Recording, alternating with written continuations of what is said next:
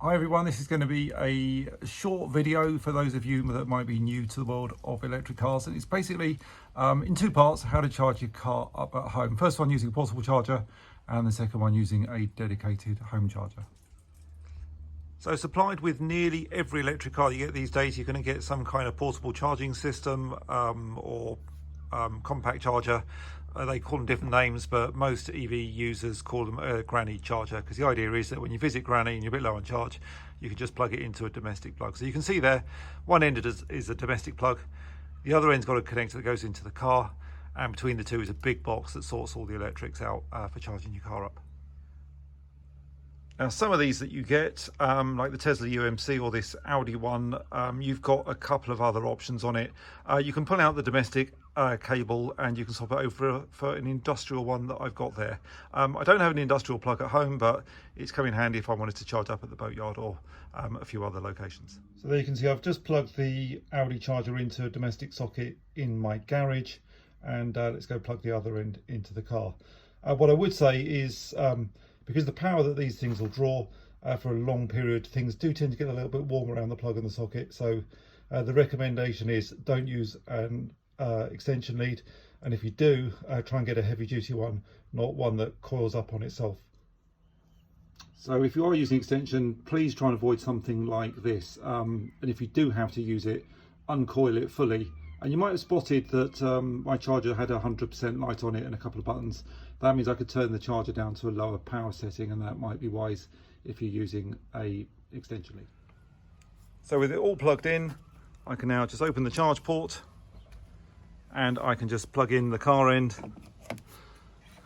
and it'll communicate with the charger. So on the Audi, that just gives me a flashing white light, and when the car's charging, that turns to a green light, and we know that the car is charging up.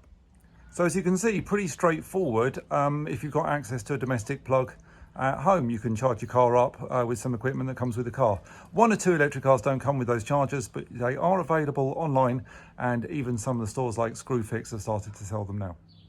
So the question is, how long do I need to be plugged in for to charge my car? Well, it's not normal for me to run the battery to zero, and I would normally charge to 80%, not 100. But think about it in terms of replenishing the range and how many miles you do per day. So if I did an hour plugged in, that would add 2.3 kilowatts because it's a 10 amp supply. So 2.3 kilowatts will let me drive somewhere between 5 and 8 miles of extra range. Some cars are way more efficient and they'll be sort of 8 to 12 miles, but on this Audi it's between 5 and 8. So 10 hours plugged in, and that'll give me between 50 and 80 miles. So if that's your kind of daily mileage, and you can plug in for 10 hours overnight, that would be ample for all your charging needs.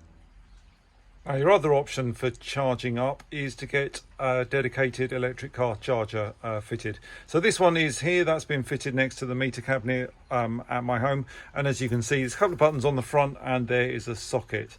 So I'm going to plug in the cable now. There's a cable supplied with the car, and then I can plug into the car and start charging. So there we can see I've plugged the cable into the socket on the charger, and I can go plug the other end into the car. You can't get the cable the wrong way around. The socket's a very slightly different design. And my charger that's outside is connected to the internet. All new chargers are. That makes them called smart chargers. And as you can see there with the app, it says it's waiting for the best time to charge. A couple of ways I can get it to charge right now. One is if I press up in the top right, that puts it in boost mode, and that starts the car charging straight away. The other thing I can do is I can schedule a charge, and I can put a time for it to be ready by.